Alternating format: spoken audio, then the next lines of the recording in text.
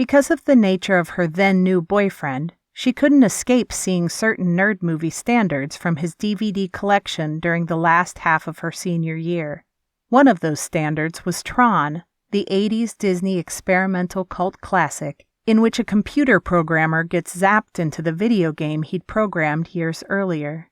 Though she couldn't honestly say she liked the movie, one sequence struck her at the time, a sequence she still remembered in the years since, and which had been replaying in her mind non-stop since knowing she'd be transporting herself into a computer game.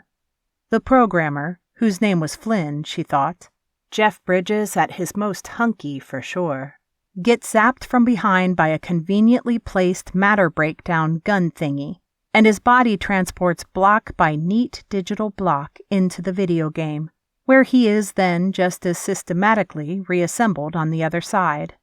In the meantime, Flynn gets treated to the best LSD-inspired cinematic hallucination sequence since 2001: A Space Odyssey, another movie she saw that same year and enjoyed more, somewhat, courtesy of the finest computer graphics of 1982.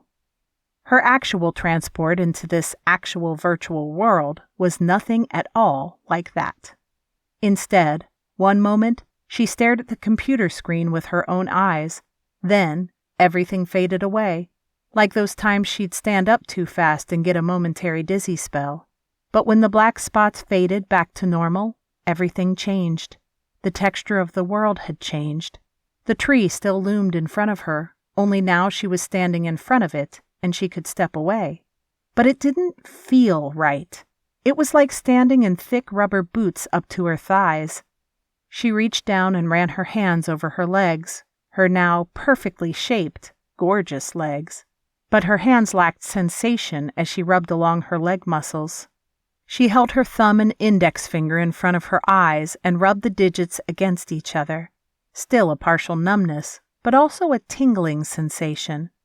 She turned her head, or rather, thought of turning her head. The view shifted before she registered her neck muscles moving. Before her, the gargantuan tree rose up as far as she could see, tangled, gnarled branches reaching up and out from the base and extending over in a tangle of twigs, towering over the entire group as if all of nature wanted to embrace them in a hug of support. And yet, though the tree stood before her, dark, oppressive, and majestic, she could distinctly make out the neon electric texture that caused even the blackness to glow with an artificiality, the same CGI texture as her skin, the leaves, the forest around her, and the bodies of her friends that surrounded her now. Wow! Hands reached out to support her, though she didn't feel like she'd fall over. Nevertheless, trying to take in the bizarre new stimulus froze her in place. I know. She recognized the voice as Phil's, though it came to her filtered through layers of electronic static. It took her several seconds to sort out the noise from the voice. One of the new women, Sky, stood in front of her, dressed in a silver knight's armor with oversized shoulders.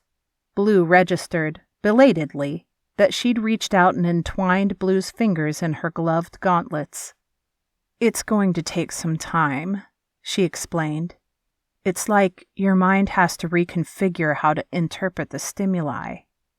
In spite of the circumstances, Blue laughed. What mind? My brain is back. She waved her hand out vaguely. Out there?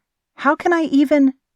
This time, her legs really did try to give out, but she fell against Sky, who seemed to have no trouble holding her up.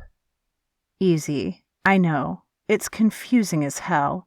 As much as you want to think it, though, your mind, which makes you, well, you, is no longer in your head. A gloved index finger pointed at Blue's forehead.